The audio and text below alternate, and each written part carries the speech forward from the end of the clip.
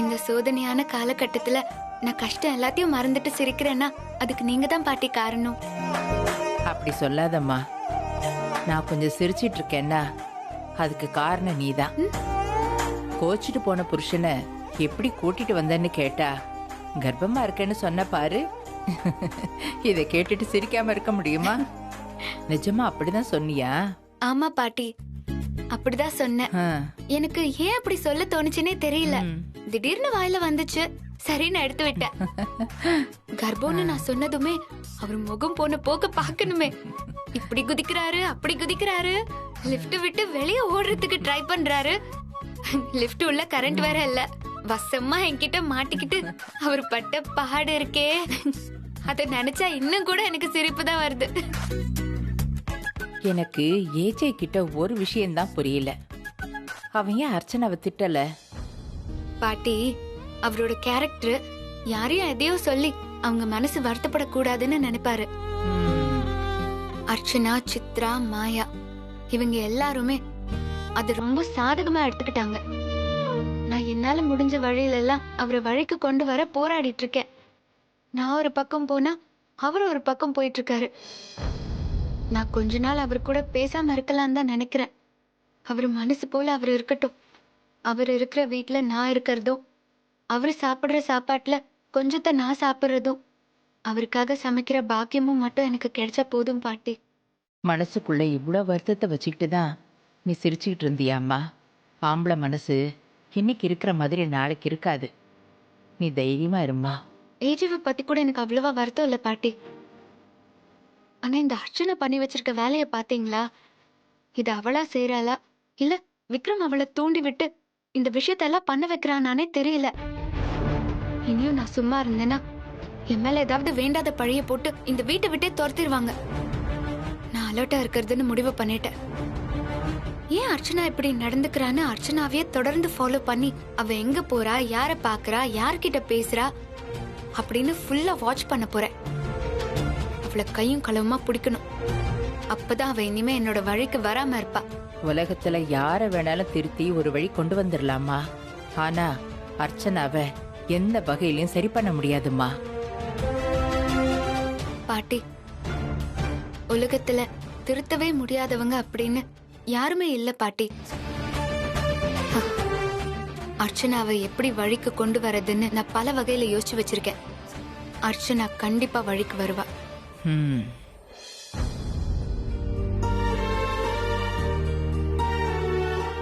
AJ, நான் இந்த குடும்பத்து மேல இருந்த அக்கறையில உங்ககிட்ட கொஞ்சம் தப்பா பேசிட்டேன். ஏன் தப்பா கூட நடந்துக்கிட்டேன். என்ன மன்னிச்சிடுங்க. விடுங்க அர்ச்சனா. மன்னிக்கிற அளவுக்கு நானும் ஒன்னும் பெரிய மனுஷன் கிடையாது. மன்னிப்பு கேட்கறதுக்கு நீங்களும் ஒன்னும் சின்ன பொண்ணு கிடையாது. நமக்கு பிடிக்காத விஷயங்களை நம்ம உடனே கடந்து போயிடணும். அதான் நமக்கு நல்லது. அது நினைச்சிட்டே இருந்தோம்னா அந்த வருத்தத்திலேயே இருப்போம். உங்ககிட்ட பேசினாலே ஏதாவது பிரச்சனை ஆயிடுமோன்னு பயமா இருக்கு. நீங்க பேசுறத வச்சு பார்க்கும்போது ஹாசினி விஷயத்துல நடந்த எல்லாத்தையும் மறந்துரு அப்படின்னு சொல்ற மாதிரி எனக்கு தோணுது. இங்க பாருங்க, நீங்க ஹாசினியை ரொம்ப சாதாரணமா நினைச்சிடாதீங்க. சாதாரணமா நினைப்பேனா? நான் அவளை சாதாரணமா நினைப்பேனா அர்ச்சனா? அவ என் மேல எவ்வளவு அன்பா இருந்தா, என்னை எவ்வளவு காதலிச்சா, அன்பா இருக்கிற மாதிரி நடிச்சா. அதுக்கப்புறம் என்ன ஜெயிலுக்கு அனுப்பி என்னை ஏமாத்தி, இதெல்லாம் எப்படி என்னால மறக்க முடியும்? கசப்பான விஷயங்களை மறக்க கூடாது, மனசுலயே வச்சுக்கணும். ஆனா அத மத்தவங்க கிட்ட சொல்லி சொல்லி எல்லாரையும் கஷ்டப்படுத்திட்டு இருக்க கூடாது. அதனாலதான் நான் சொல்லல. இருக்கலாம், ஆனா அந்த சங்கர் விஷயத்துல ஏன் அத மறுபடியும் அதை பத்தியே பேசிட்டு இருக்கணும்? நம்ம நீங்க வெளியே போயிடுவீங்க, நாங்க பொம்பளைங்க வீட்டுல தானே இருக்கோம். அக்கம் பக்கத்துல என்ன பேசுவாங்க, நம்ம குடும்பத்தை பத்தி என்ன நினைப்பாங்க அப்படிங்கிற யோசனை உங்களுக்கு ஏதாவது இருக்கா? நான் தான் சொல்றேன் அர்ச்சனா, அப்படி ஒண்ணு நடந்திருக்க வாய்ப்பே இல்ல. அப்போ சங்கர் அப்படின்னு ஒருத்தன் லெட்டர் எழுதுனதெல்லாம் உண்மையே இல்ல. அப்படி ஒருத்தன் இந்த உலகத்திலேயே இல்ல, அப்படித்தானே சொல்ல வரீங்க? உங்களுக்கு எப்படி எக்ஸ்பிளைன் பண்றதுன்னே தெரியல. கமல் சார் ஒரு படத்துல சொல்லியிருப்பாரு, கடவுள் இருக்காரா இல்லையான்னு எனக்கு தெரியல, ஆனா இருந்தா நல்லா இருக்கும் அப்படின்னு சொல்லியிருப்பாரு. அதே மாதிரிதான் இந்த விஷயத்துல சங்கர்னு ஒருத்தன் இருக்கானா இல்லையான்னு எனக்கு தெரியல. ஆனா இல்லாம இருந்தா நல்லா இருக்கும்னு நான் ஆசைப்படுறேன். நீங்க அப்படிதான் ஆசைப்படுவீங்க. ஏன்னா ஹாசினி உங்களை மயக்கி கைக்குள்ள வச்சிருக்கா. நீங்க கோவப்படுற மாதிரி கோச்சுக்கிட்டு வெளியே போயிடுவீங்க. ஆனா நாங்கெல்லாம் உங்களை தடுக்க வர மாட்டோம். உங்க எமோஷனுக்கு நாங்க குறுக்க வர மாட்டோம். நீங்க வருவீங்கன்னு நினைச்சுக்கிட்டே இருந்தேன். ஆனா அவ வந்து உங்களை கூட்டிட்டு வருவான்னு நினைக்கவே இல்ல. நீங்க எப்படிங்க அவ கூட போய் ஆட்டோல வருவீங்க? எனக்கு எப்படி சொல்றதுன்னு கூட தெரியல. என்ன அர்ச்சனா, அந்த ராத்திரி நேரத்துல நான் மட்டும் அவளை தனியா விட்டுட்டு எப்படி ஒரு ஆட்டோ பிடிச்சி வர முடியும்? முடியாது. ஏன்னா அவங்க உங்க அன்பான மனைவி, உங்க மேல அக்கறை எடுத்துக்கிறவங்க இல்லையா?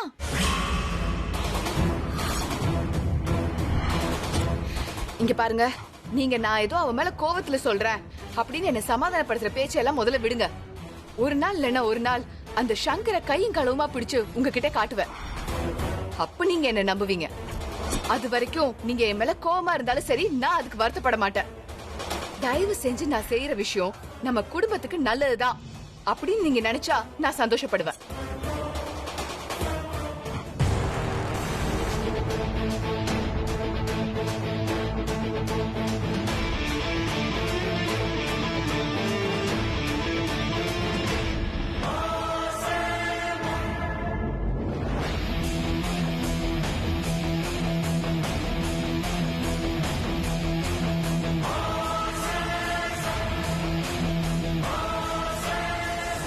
காஃபி. எனக்காக யாரும் எதையும் செய்ய வேணாம். காஃபி எடுத்துட்டு போ. உங்க வீட்டு வேலைக்காரி கொண்டு வந்து கொடுத்ததா நினைச்சுக்கோங்க. இந்த வீட்ல என்னால எந்த வேலையும் செய்யாம சும்மாலாம் இருக்க முடியாது.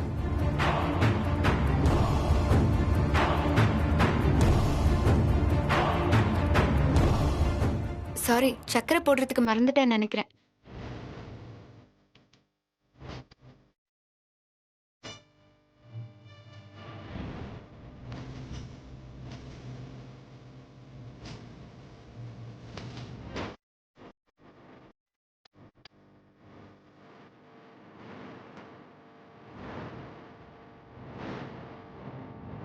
எப்படி எல்லாம் ஹாசினி கலக்குறா பாரு. கலக்கடி கலக்கு. உன்னால முடிஞ்ச எல்லா விஷயங்களையும் பண்ணி பாரு. ஆனா நான் ஒரு விஷயம் பண்ண போறேன். உன்னால அதை தாங்கிக்கவே முடியாது. கேஜேவ எந்த சமாதானமும் பண்ணவே முடியாது.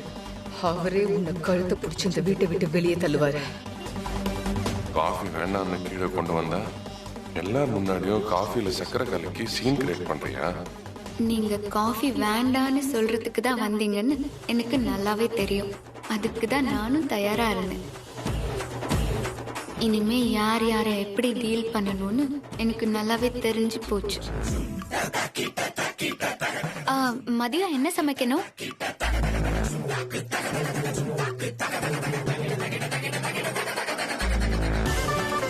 என்னப்பா, ஏன் கோவமா பாக்குற? இவ உனக்கு பிடிக்காததை சமைச்சு வச்சா, இவ வேணும்னு தான் உனக்கு பிடிக்காததை சமைச்சு வச்சான்னு நீ நினைக்க கூடாது இல்ல? அதுக்கு தான் கேக்குறா. ஆமா ஆமா, இல்ல இல்ல, ஆமா ஆமா, இல்ல இல்ல, ஆமா ஆமா, ஆமா ஆமா. எனக்கு அப்படியெல்லாம் ஒன்றும் இல்லை பாட்டி. என்ன பிடிக்கும், என்ன பிடிக்காது, என்ன சாப்பிடணும், என்ன சாப்பிடக்கூடாது, இதெல்லாம் சொல்ற மனநிலையில நான் இல்லை. பசிச்சா ஏதோ ஒன்று தின்னு தொலையணும், அவ்வளவுதான்.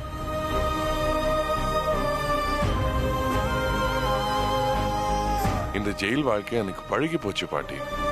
என்னோட ரசனை, என்னோட டேஸ்ட், என்னோட விருப்ப வெறுப்புகள் எல்லாம் போச்சு.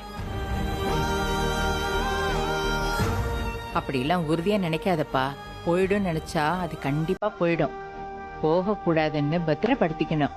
அப்படி நினைச்சாதான் அது உன்கிட்டே இருக்கும். வாழ்க்கையில அபூர்வமான விஷயம் நம்ம கிட்ட இருக்கும். ஆனா அதோட சிறப்பு பல பேருக்கு தெரியாதுப்பா. ஒரு சிலருக்கு தான் தெரியும். அப்படி தெரிஞ்சவங்களோட வாழ்க்கையெல்லாம் ரொம்ப சந்தோஷமா இருக்கும்பா.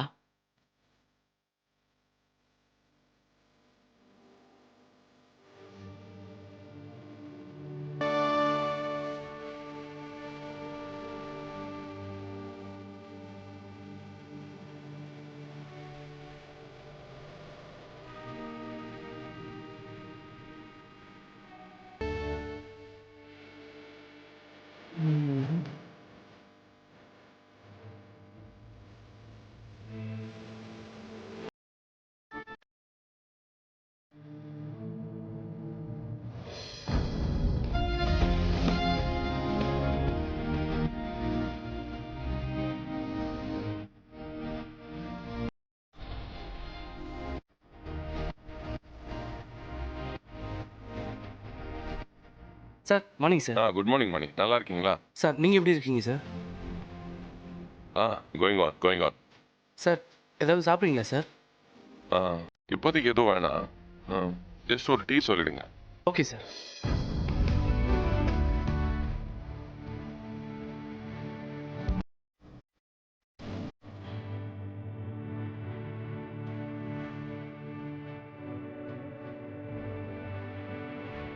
Sir thank you.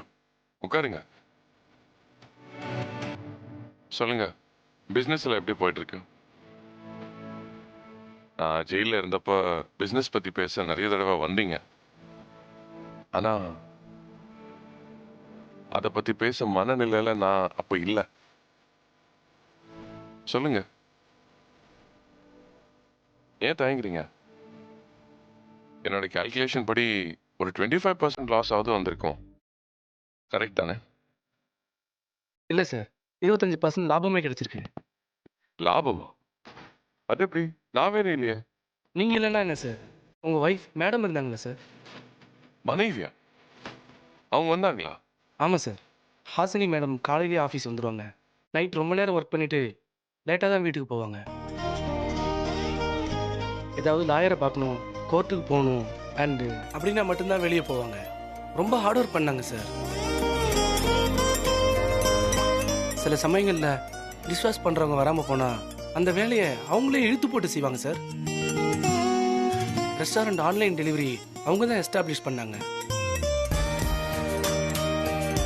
இந்த ஏரியாவில் எல்லா வீட்டுக்கும் நம்ம ரெஸ்டாரண்ட்டை பற்றி தெரியணும்னு அவங்களே போய் பிட் நோட்டீஸ் கொடுக்கறது, முதல் தடவை சாப்பிட வரவங்களுக்கு ஹெவி டிஸ்கவுண்ட் கொடுக்கறது, வாட்ஸ்அப்பில் மெனு அண்டு ப்ரைஸ் மெசேஜ் அனுப்புறது, ஃபேஸ்புக்கில் ப்ரமோட் பண்ணுறது, புது புது மெனு அது சம்மந்தமாக இன்ட்ரடியூஸ் பண்ணுறது, அது பண்ணுறதுக்காக வேற ஏதாவது ரெஸ்டாரண்ட்டில் போய் சாப்பிட்டு பார்க்குறது, அது சம்மந்தமாக குக்ஸை செலக்ட் பண்ணி கூப்பிட்டு வருது, இப்படி எல்லா வேலையும் அவங்களே செஞ்சாங்க சார்.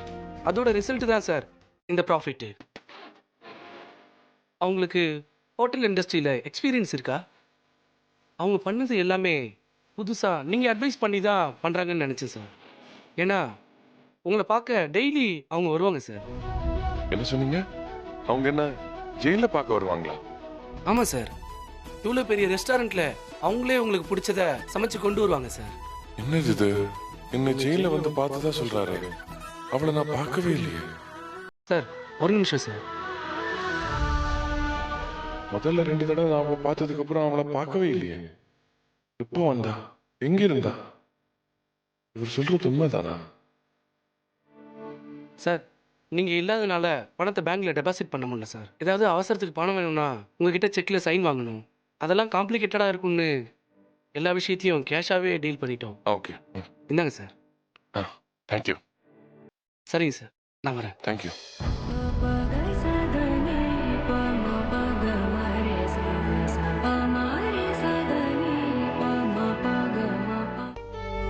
பாட்டி, பாட்டி. வரேன்பா. என்னப்பா? இத ஹாசினி கையில கொடுத்துருங்க. என்னப்பா இது? நீங்க அவ கையில கொடுங்களேன். ஏன் கேக்குறீங்க? இல்லப்பா, கவரை கண்டாலே பயமா இருக்கு. தப்பு தப்பா போட்டோலாம் வருது. நீ வேற அவகிட்ட கொடுக்க சொல்றியே, அதான் கொஞ்சம் பயமா இருக்குப்பா. இதுல அப்படியெல்லாம் எதுவும் இல்ல. சந்தோஷம்ப்பா. காஃபி கொண்டு வரட்டுமா? வேணாம் பாட்டி, கொஞ்ச நேரத்துல நான் லஞ்ச சாப்பிடுறேன். ஏன் அப்படி ஆச்சரியமா பாக்குறீங்க? அது எப்படின்னே தெரியலப்பா. சமைச்சுக்கிட்டே இருந்தா திடீர்னு அவரு சாப்பிட வருவாருன்னு சொன்னா. இல்லையே, நான் வரமாட்டாரு, லேட் ஆகும்னு சொன்னேன். அவ சொன்னா அவர் கட்டாயம் வருவாரு அப்படின்னு அடிச்சு சொன்னா. ஏதோ அவசர வேலை இருக்குன்னு கிளம்பி ஓடினா. அவ சொன்ன மாதிரியே நீ கரெக்டா வந்து நிக்கிற. சரிப்பா, நீ ரூம்ல ரெஸ்ட் எடு. நான் சமையல் ரெடியானது வந்து கூப்பிடுறேன். பாட்டி, நான் ஸ்டேஷன்ல லாக்அப்ல இருந்த போது ஹாசினி என்ன தினமும் பார்க்க வந்தாளா? சொல்லுங்க பாட்டி. ஆமாப்பா. என்னப்பா திடீர்னு கேக்குற? ஒண்ணும் இல்ல. இல்ல, நான் அவளை பார்க்கலையே. ஆரம்பத்துல 2 தடவை அவளை பார்த்து, அதுக்கப்புறம் நான் அவளை பார்க்கல. ஆமா, பருதா போட்டுக்கிட்டு யாரோ மாதிரி தூரத்துல நின்னு உன்னை பார்த்துட்டு இருப்பா. ராத்திரியில தூங்காம இருப்பா, அழுவா. நான் தான் அவளுக்கு ஆறுதல் சொல்லுவேன். கோவில் கோவிலா போவா. நீ பத்திரமா வரணும்னு விரதம் இருப்பா. உனக்கு ஒரு விஷயம் தெரியுமா? அந்த அபி பாட்டி அர்ச்சனாக்கா தானே பாட்டியை கூட்டிட்டு வந்தாங்க. அவங்க தானே வக்கீல் கிட்ட பேசி ஜெயில மீட் பண்றதுக்கு ஏற்பாடு பண்ணாங்க. அத நீங்க அர்ச்சனா செய்யல, ஹாசினி செஞ்சான்னு சொல்லுவீங்க போல. அம்மாடி, நான் அப்படி எல்லாம் சொல்லுவேனா? நீயா சொல்லணும்னு ஏதேதோ சொல்ற. ம், எனக்கு கிச்சன்ல ரொம்ப வேலை இருக்கு, நான் போய் பார்க்கட்டுமா? ம்.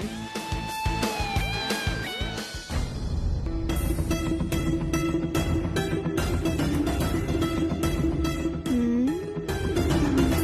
பாட்டி கையில என்ன கவர் வச்சிருக்காங்க? என்ன துணியெல்லாம் இவ்வளவு நீட்டா வாஷ் பண்ணி அயன் பண்ணி வச்சிருக்கு? யார் செஞ்சது? பாட்டி ம், என்ன கவர் அது? என்ன இருக்கு? ஒருவேளை இன்னொரு கொரியர்ல போட்டோ ஏதாவது வந்துச்சா? பாட்டி ஒரு நிமிஷம் வாங்கல. ஆ இது வரேன்ப்பா.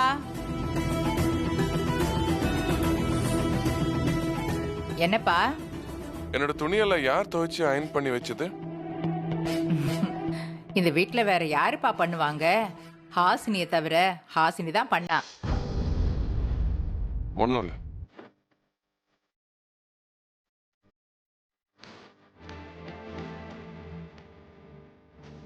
ம், இது நான் துவைச்ச துணி. ஏஜே யார் இதை துவைச்சாங்கன்னு பார்த்த உடனே கேட்கணும். அப்படி இருக்கணும்.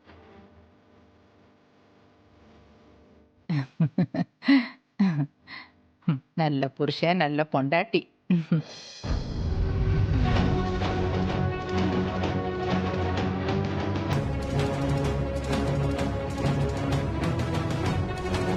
ஏய், திருட்டு போன. என்ன என்னாச்சு? ஒரு திருட்டு போன அங்கேயும் இங்கேயுமா ஓடிட்டு இருந்துச்சு. ஆமா பாட்டி, நானும் பார்த்தேன் அத. நீயும் பாத்தியா? நீ கவர் எடுக்கும்போது நானும் பார்த்தேன். கவரை வாங்கின நானே அதுல என்ன இருக்குன்னு பார்க்கல.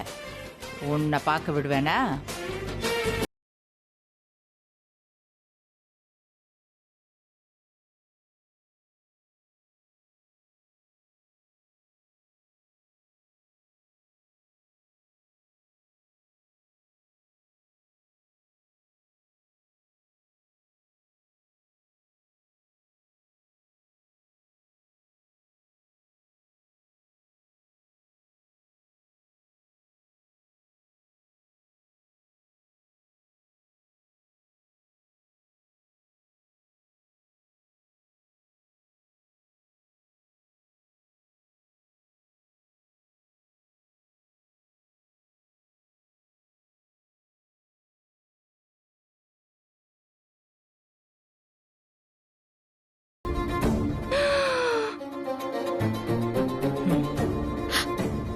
ஏன் இவ்ளோ பணம்?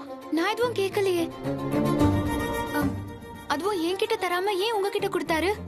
அம்மாடி, நீ கோவப்படாம நிதானமா அவங்கிட்ட போய் கேளு. அவன் நல்ல மூட்ல தான் இருக்கான்.